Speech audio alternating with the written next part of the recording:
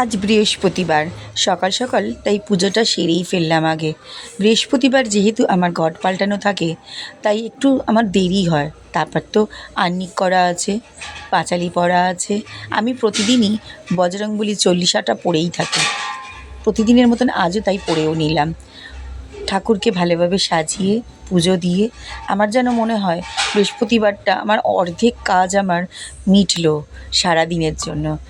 তারপরে তো ঠান্ডাটা রয়েছে, ঠান্ডাতেই সবারই একটু দেরিতে ওঠা। যাই হোক, আজকে সকাল সকালই উঠে পড়েছিলাম, ঘুমটা ভেঙে গিয়েছিল। তাই সকাল সকাল আমার ঘুম থেকে উঠে স্নান পরেই আমার পুজো। প্রতিদিনের মতন আজও সেই কাজটা সেরেই ফেললাম। চলো এইবারে, যেহেতু আমার এই ঘরটা উত্তর দিকে ঘর, আমি এই ঘরের জানলাটা খুব একটা খুলতে পারি না, এত ঠান্ডা থাকে বলে। কিন্তু তবুও মাঝে মাঝে খুলতে হয়, ঘরে একটু যেহেতু আলো বাতাসেরও দরকার। জানলাটা তাই খুলেও খোলা আমার হলো।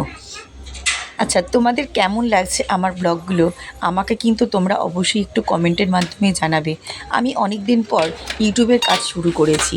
তোমাদের সহযোগিতা না পেলে আমি কিন্তু এগোতে পারবো না। তোমাদের সাহায্যর হাতটা তাই আমার দিকে একটু বাড়িয়ে দিলে খুব খুশি হব। প্রতিদিনের মতন দেখো, আমি আমার দুষ্টুটাকেও একটু তোমাদের সাথে শেয়ার করছি। দেখো, দুষ্টু ঘুম থেকে উঠে একটা গামলা পেয়েছে, গামলাটা মাথায় নিয়ে খেলা করছে। এই হচ্ছে আমার রানী। ছোট্টবেলায় তোমাদের অনেকগুলো ভিডিও তোমাদের সাথে শেয়ার করেছিলাম, আমার পুরনো এতে গেলে তোমরা দেখতে পাবে। দুষ্টু, শুধু দুষ্টুমি, সকাল থেকে ঘুম থেকে উঠেই দুষ্টুমি।